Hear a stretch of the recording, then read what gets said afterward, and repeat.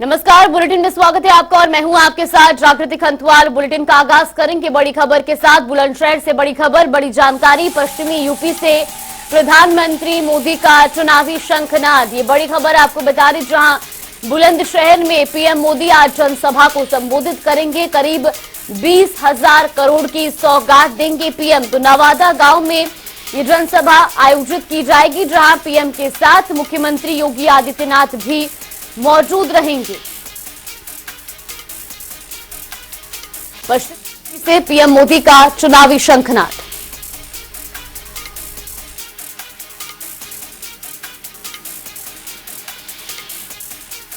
नवादा गांव में होगी प्रधानमंत्री मोदी की जनसभा। पीएम के साथ मुख्यमंत्री योगी आदित्यनाथ भी मौजूद रहेंगे। पश्चिमी यूपी से आज प्रधानमंत्री नरेंद्र मोदी चुनावी शंखनाद करेंगे। इस वक्त की बड़ी खबर, बड़ी जानकारी, जहां करीब 20,000 करोड़ की सौगात देंगे प्रधानमंत्री। तो साथ ही आपको बता दें कि कई परियोजनाओं की सौगात आज पश्चिमी यूपी को दी जाएगी और उस दौरान पीएम मोदी के साथ मुख्यमंत्री योगी आदित्यनाथ भी मौजूद रहेंगे। लोकसभा चुनाव का चुनावी शंखनाद आज से आगाज पश्चिमी यूपी से होने जा रहा है और ऐसे में पीएम मोदी आज बुलंदशहर के नवादा गांव में जनसभा को संबोधित करते नजर आएंगे। मुख्यमंत्री योगी आदित्यनाथ भी उनके साथ मौजूद रहेंगे। वही हमारे सहयोगी अनूप कुमार सिंह हमारे साथ इसी खबर पर ज्यादा जानकारी के साथ जुड़ गए। अनूप, पश्चिमी यूपी से आज चुनावी शंखनाद किया जाना है। पीएम मोदी और मुख्यमंत्री योगी आदित्यनाथ मौजूद रहेंगे। करोड़ों की सौगात दी जाएगी। क्या कुछ जानकारी सामने आ रही है और खास तौर पर किस तरह की तैयारियां की गई है पीएम के आगमन को लेकर? देखिए, 2020 के चुनाव को लेकर प्रधानमंत्री नरेंद्र मोदी इस बार पश्चिम से संगनाद करने जा रहे हैं और 2022 में आपने देखा होगा कि 2022 के विधानसभा चुनाव में भारतीय जनता पार्टी को थोड़ा मशक्कत का सामना करना पड़ा था, जिसमें आरएलडी और समाजवादी पार्टी का गठजोड़ जो था वो काफी थोड़ा कामयाब भी हुआ था। हालांकि सरकार नहीं बना पाई, सरकार भाजपा की बनी, लेकिन थोड़ा सा दिक्कत का सामना करना पड़ा। इस बार 2024 का जो मिशन है भारतीय जनता पार्टी उत्तर प्रदेश में 80 में से 80 सीटें जीतने का लक्ष्य रखा है। इसमें पश्चिम को काफी मजबूत करने के लिए आपने अभी देखा होगा कैबिनेट में योगी सरकार ने गन्ने का रेट भी बढ़ाया है, क्योंकि पश्चिम में ज्यादातर गन्ना किसान है और पिछली बार जब किसान आंदोलन हुआ था जिसका खामियाजा सरकार को उठाना भी पड़ा था, इस बार सरकार ने अपनी पिच तैयार कर ली है। पश्चिम में गन्ने का रेट बढ़ा है और अभी राम मंदिर का जो प्राण प्रतिष्ठा के बाद पूरे देश में, पूरे विश्व में कह सकते हैं राम जैसा माहौल है, राममय माहौल है। और यही वजह है कि प्रधानमंत्री नरेंद्र मोदी का अब ताबड़तोड़ दौरे, आज उत्तर प्रदेश, राजस्थान में भी जाएंगे। इस तरीके से प्रधानमंत्री लगातार दौरे कर आज नदावा जो गांव शूटिंग रेंज है बुलंदशहर में, वहां पर जनसभा संबोधित करेंगे और 20,000 करोड़ से ज्यादा जो परियोजना का लाभ मिलने वाला, तोहफा मिलने वाला है क्षेत्र के लोगों को। मुख्यमंत्री योगी आदित्यनाथ, भारतीय जनता पार्टी उत्तर प्रदेश के प्रदेश अध्यक्ष भूपेंद्र चौधरी भी इस बैठक जनसभा में मौजूद रहेंगे। सुरक्षा के तमाम पुख्ता इंतजाम किए गए हैं। पश्चिम क्षेत्र में तमाम जिलों से जो गाड़ियां हैं वो भी पहुंच रही हैं कार्यकर्ताओं की। कल मुख्यमंत्री योगी आदित्यनाथ ने वहां मौके के जायजा भी लिया था, जो व्यवस्थाएं भी देखी थी किस तरीके से की गई। प्रधानमंत्री जो स्थानीय जो नेता है उनसे मुलाकात की थी और जिला प्रशासन और पुलिस प्रशासन से भी वहां पर बैठक की थी। कुल मिला के अगर बात की जाए, तैयारी पूरी हो चुकी है। आज 12 बजे के आसपास प्रधानमंत्री वहां पर पहुंचेंगे और नदावा गांव के शूटिंग रेंज में जनसभा करेंगे। बिल्कुल अनूप, और देखिए जिस तरीके से इससे पहले भी जो हमने विधानसभा चुनाव में देखा, प्रधानमंत्री नरेंद्र मोदी खुद जनता के बीच पहुंचे, जनसभा को संबोधित करते नजर आए और एक अच्छा खासा समर्थन बीजेपी को मिला। और यही एक वजह मानी जाए कि पश्चिमी यूपी में भी पीएम मोदी खुद जनसभा करने के लिए पहुंच रहे हैं। बिल्कुल सही कह सकते हैं, क्योंकि प्रधानमंत्री के वहां पर पश्चिम में पहुंचने से कहीं न कहीं एक चुनावी संग्राम की शुरुआत होगी। और प्रधानमंत्री क्या, भारतीय जनता पार्टी की कोशिश भी यही थी, क्योंकि पश्चिम को मजबूत किया जाए। पश्चिम में ज्यादातर किसान की बेल्ट पूरी है, गन्ना की बेल्ट है, गन्ना किसान ज्यादा है। और जब 2022 के पहले जब किसान आंदोलन हुआ था, इसका खामियाजा भारतीय जनता पार्टी को उठाना पड़ा था। अब वो पिच भारतीय जनता पार्टी ने मजबूत कर ली है इस बार प्रधानमंत्री फिर वहां से पश्चिम से अपनी शुरुआत करें 2024 में। अब देखने वाली बात जागृति ये होगी कि प्रधानमंत्री जो जनसभा में कितनी भीड़ वहां पर इकट्ठा होती है, कितना सैलाब, कितने लोग उनको सुनने के लिए आते हैं, फिलहाल ये आने वाला वक्त ही बताएगा। बिल्कुल, और ये बात भी जनसभा के बाद स्पष्ट हो जाएगी कि आखिर पश्चिमी यूपी में बीजेपी को और खासतौर पर प्रधानमंत्री नरेंद्र मोदी को कितना समर्थन मिल सकता है, क्योंकि आज जनसभा में जो लोगों की भीड़ जुटेगी उससे अंदाजा भी लगाया जाएगा। फिलहाल आपका बहुत बहुत धन्यवाद अनूप, हमारे साथ जुड़ने के लिए और तमाम जानकारी हम तक पहुंचाने के लिए। तो ये बड़ी खबर आपको बता रही, जहां बुलंदशहर में आज प्रधानमंत्री नरेंद्र मोदी जनसभा को संबोधित करेंगे और करीब 20,000 करोड़ की परियोजनाओं की सौगात पश्चिमी यूपी को दी जाएगी। इस मौके पर मुख्यमंत्री योगी आदित्यनाथ भी उनके साथ मौजूद रहेंगे। और रुक करेंगे अगली बड़ी खबर की ओर। बड़ी खबर, बड़ी जानकारी, केंद्रीय मंत्री अनुप्रिया पटेल का बड़ा बयान सामने आया है। उन्होंने कहा कि ममता के अकेले चुनाव लड़ने पर बयान देते हुए कहा, हम तो पहले दिन से ही कह रहे थे इंडिया गठबंधन की। आपको बता दें कि उन्होंने कहा कि इंडिया गठबंधन की कोई स्पष्ट नीति नहीं है और साथ ही कहा कि हम एनडीए के साथ मिलकर काम कर रहे हैं। तो अनुप्रिया पटेल ने भी अब ममता बनर्जी के अकेले चुनाव लड़ने पर प्रतिक्रिया दी है और ऐसे में सीधे तौर पर वो इंडिया गठबंधन पर भी निशाना साधती नजर आई। उन्होंने साफ तौर पर कहा कि हम तो पहले दिन से ही कह रहे थे इंडिया गठबंधन की कोई स्पष्ट नीति नहीं है।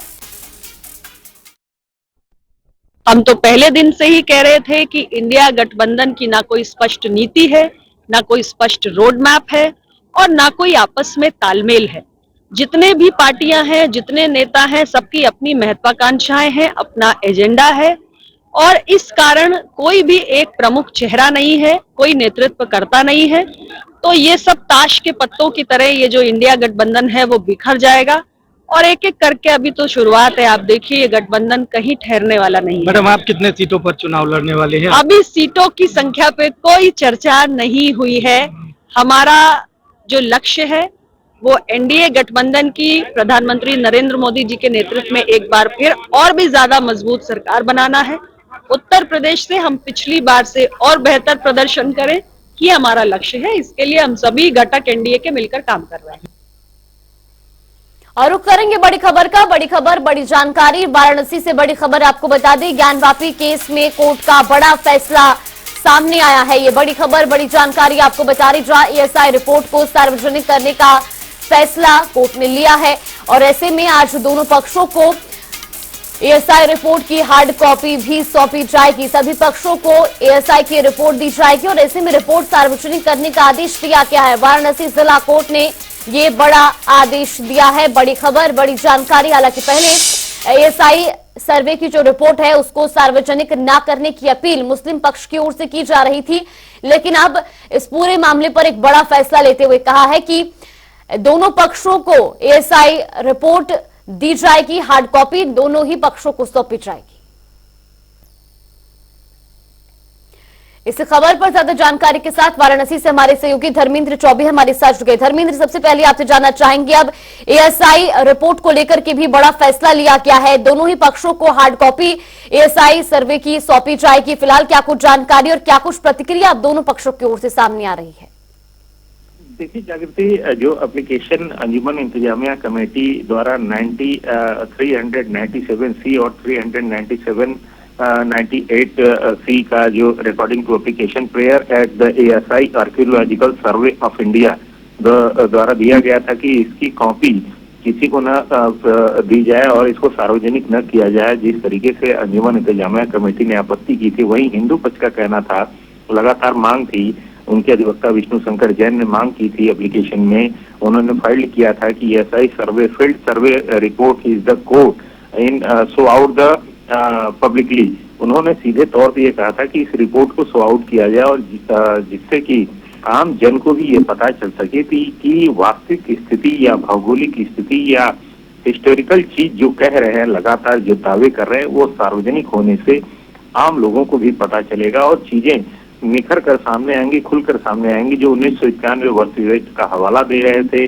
तमाम चीजें वो आपत्ति फील्ड कर रहे थे, वो चीजें मेंटेनेबल नहीं होगी और उसके तथ्य के आधार पे जो हमारा मुकदमा है, जो रेवेन्यू एक्ट के तहत हमारा मुकदमा चल रहा है एएसआई सर्वे के बिहाफ पे। अब एएसआई सर्वे के बिहाफ पे जो सर्वे हुआ है 1500 पेज की जो रिपोर्ट तैयार हुई है, उस रिपोर्ट के आधार पे जो टेक्नोलॉजी का इस्तेमाल किया गया है, चीजें तथ्य जो निकल कर एएसआई की रिपोर्ट में आए हैं वो चीजें सामने आएंगी और कोर्ट के प्रोसीडिंग में इससे सहजता होगी। और उसके साथ साथ जो वादनी चारों हैं उनको भी ये चीजों की स्पष्टता सामने मिलेगी कि क्या है वास्तविक स्थिति, और जो मुकदमे की प्रोसीडिंग है, जो मुकदमा चल रहा है, उस पे हम चीजों को, तथ्यों को आधार एक लेकर एएसआई सर्वे की जो 1500 पेज की 100 दिन का जो सर्वे चला है रिपोर्ट, उसको हम सबमिट करेंगे और उसके आधार पे अब आगे की जो कोर्ट की प्रोसीडिंग होगी बढ़ेगी।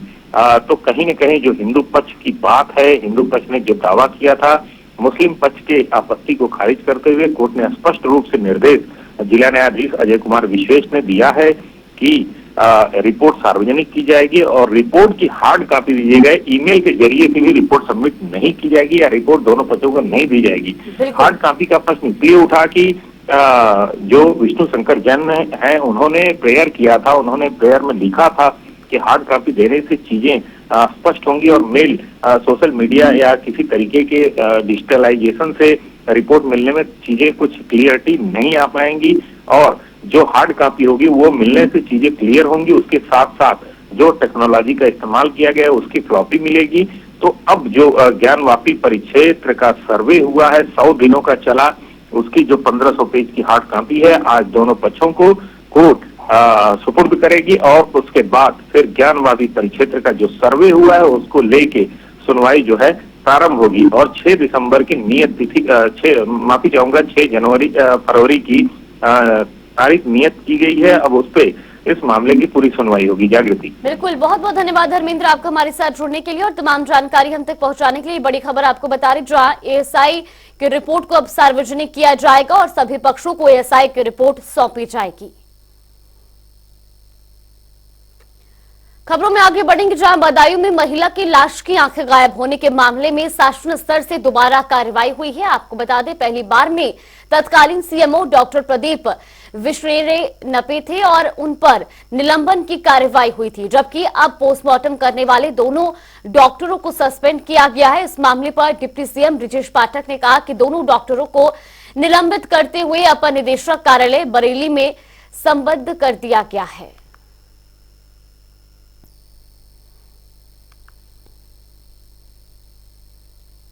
संगम की रेती पर लगे माघ मेले का दूसरा स्नान पर्व पौष पूर्णिमा पर ब्रह्म मुहूर्त से ही संगम के तट पर श्रद्धालुओं का सैलाब उमड़ पड़ा है। कड़ाके की ठंड के बावजूद श्रद्धालु संगम में आस्था की डुबकी लगा रहे हैं। आपको बता दें पौष पूर्णिमा के स्नान पर्व से कल्पवास की भी शुरुआत होती है। पौष पूर्णिमा पितरों की पूर्णिमा मानी जाती है, लिहाजा इस दिन पितरों के मोक्ष की कामना को लेकर कल्पवास शुरू होता है। आस्था के सबसे बड़े मेले माघ मेले में जहां दूसरे स्नान पर पौष पूर्णिमा की शुरुआत हो गई है और आज से ही कल्पवास की शुरुआत हो गई है और ऐसे में लोग आस्था की डुबकी लगा रहे हैं और एक भव्य नजारा है। और साथ ही यहाँ पर हम आपको बता दें आज का दिन खास होता है क्योंकि पौष पूर्णिमा में स्नान करने से महालक्ष्मी का सम्मान प्राप्त होता है और ऐसे में पूरे साल जहाँ पर धन वैभव की वर्षा होती है। बताइए आज आपने यहाँ पे स्नान किया है, आज पौष पूर्णिमा का पर्व क्या खास है आज का विशेष पर्व तो ये है कि आज से माघ मेला प्रारंभ हो जाता है और आज गुरु पक्ष होने की वजह से और पूर्णिमा का महत्व बढ़ गया और गंगा जी के वर्णन के लिए तो गंगा महात्म्य में आया। गंगा गंगा से योब्रियात योजना नाम शतान्यपि मुच्यते सर्व पापेभ्यो विष्णु लोकम स गच्छति। गंगा जी का नाम लेकर के अगर 1000 कोस दूर भी कोई स्नान करता है तो उसे भौतिक दुखों से निवृत्ति मिलती है और आध्यात्मिक सुख की प्राप्ति होती है। कहा जाता है कि आज पौष पूर्णिमा पर आज लक्ष्मी जी की भी सम्मान प्राप्त होता है और वैभव पूरे साल होता है, क्या कहें? नहीं, आज के स्नान करने से तो ये मान के चलिए साल नहीं पूरा जीवन धन्य हो जाता है क्योंकि हमने पूर्व में भी कहा है कि आज गुरु पक्ष पूर्णिमा से आप आए हैं।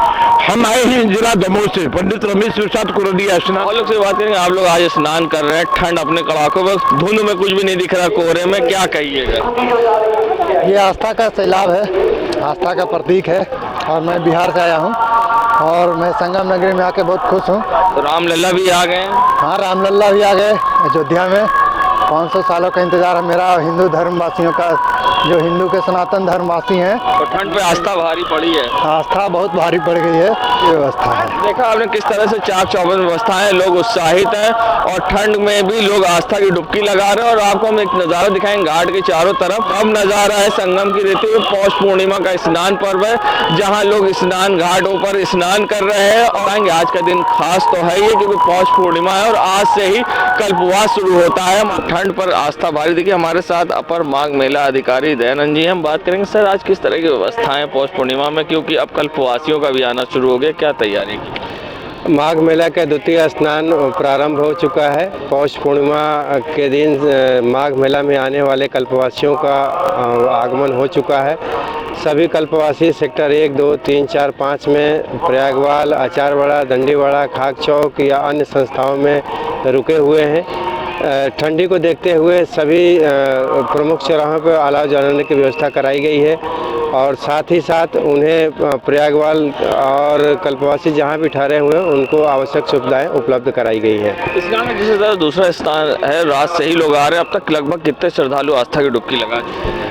अभी तक प्राप्त सूचना के अनुसार जोशी साइड, आरएल साइड और जिद्दारागंज साइड में लगभग अब तक 2 लाख लोगों ने स्नान कर लिया है। लमसम 2 लाख के आसपास श्रद्धालुओं ने यहाँ आस्था की डुबकी लगा ली है और ऐसे में एक भव्य नज़ारा। पौष पूर्णिमा पर लगातार श्रद्धालुओं का आना जारी है। आगे हम अधिकारियों से और भी बात करेंगे किस तरह की सुरक्षा को लेकर तैयारी की गई। लगातार माघ मेले क्षेत्र में श्रद्धालुओं का आना चालू है और ऐसे में हमारे साथ DIG Magh Mela SSP Rajiv Narayan Mishra sir हैं। सर ये बताइए कितने श्रद्धालु अब तक आ चुके हैं और क्या व्यवस्थाएं की? जी, आप देख रहे हैं कि काफ़ी शीतलहर है और घना कोहरा है।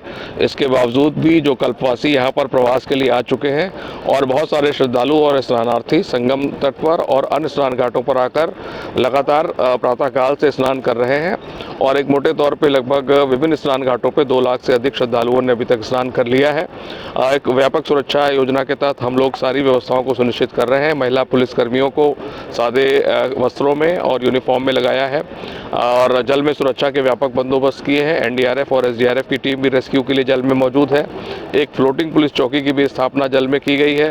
डीप वाटर बैरिकेटिंग और रिवर लाइन के साथ प्रशिक्षित गोताखोर, जल पुलिस के लोग और फ्लड कंपनीज के जवान भी व्यवस्थापित किए गए हैं।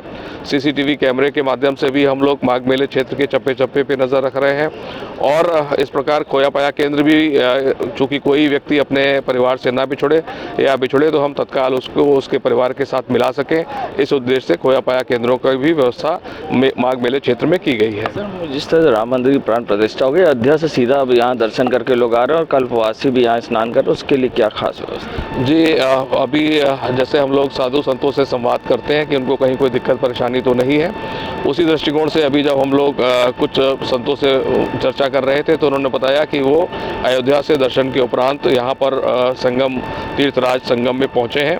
तो चूँकि उन लोगों को किसी प्रकार असुविधा ना हो तो मार्ग पर भी व्यवस्थाएं की गई हैं और माघ मेले क्षेत्र के अंदर उनको पार्किंग की व्यवस्थाएं भी दी गई हैं जिससे कि उनका संगम क्षेत्र में सुगम आवागमन हो सके। ये थे हमारे साथ माघ मेला एसएसपी डीआईजी राजीव नारायण मिश्रा जी, जिन्होंने बताया करीब 2 लाख से ज़्यादा श्रद्धालु यहाँ पर स्नान कर चुके हैं और पूरी व्यवस्थाएं और लगातार यहाँ पर संगम की रेती पर श्रद्धालुओं का आना चालू है और पौष पूर्णिमा के स्नान पर्व पर लोग आस्था की डुबकी लगा रहे हैं। जनता टीवी के लिए सैयद मोहम्मद आमिर, प्रयागराज। बागपत के ढिकोली गांव के निवासी अपने बच्चों को भारतीय सेना में सेवा के लिए लगातार प्रेरित कर रहे हैं, जिसके परिणाम भी सामने आ रहे हैं। आपको बता दें कि हर घर से एक व्यक्ति फौज में अपनी सेवा दे रहा है। देश की सेवा में समर्पित परिवारों से हमारे संवाददाता प्रदीप पांचाल ने खास बातचीत की। आमिर जी, जो बताते हैं कि आपके पिताजी एक संदूक लेकर आए थे, वो किस तरीके से लेकर आए थे, क्या था वो पूरा? जी, ये 65 की लड़ाई में वहाँ जब लड़ाई हो रही थी, हमारे पिताजी घायल भी थे, लेकिन पाकिस्तान की तरफ से एक बक्सा लेकर आए और वो बक्सा आज भी हमारे घर पर मौजूद है। अच्छा, 1965 की लड़ाई में। जी। तो अच्छा बताते हैं, ढिकोली गांव को फौजियों का गांव क्यों कहा जाता है? इसमें हर घर से फौजी है जी। अच्छा। हाँ, और ये निशानी भी है, देश सेवा का जज्बा है सब में। अच्छा, जो आपके पिताजी थे उसके बाद में कौन कौन फौज में अभी जो देश की सेवा करें की है या करी थी? जो उनके जी एक बड़े लड़के बाबू वो फौज में थे, वो लेकिन एक्सपायर हो चुके। अब हाल मौके पे उनके 3 पोते और 2 भतीजे। पोता बड़ा संजीव ढाका सनोप ओमवीर, उससे छोटा विवेक ढाका सनोप करमवीर। कौन कौन फौज में अभी? वो आर्मी में है, संजीव आर्मी में है। और उससे बाद में विवेक ढाका सनोप करमवीर, वो इंडियन नेवी में है। उसके बाद निखिल ढाका सनोप करमवीर, वो इंडियन एयरफोर्स में है। उसके बाद में मेहरचंद सनोप भीम सिंह, सगे उनके भतीजे, वे आर्मी। सुरेंद्र ढाका कहीं ना कहीं जो जिस तरीके से जो ये संदूक आया था तो उसका कैसा गर्व महसूस होता, क्या महसूस होता? कैसे गर्व के हमारे पिताजी दूसरे सेवा में देश में घुसे, उन्हें लड़ाई में पराजित किया और उनका बक्सा भी ले गए। इससे कहीं ना कहीं परिवार काफ़ी अपने आप में गर्व महसूस करते हैं। और यहाँ पर संदूक भी दिखाएंगे एक बार कैमरामैन, और मेडल्स वगैरह भी लिए हुए हैं।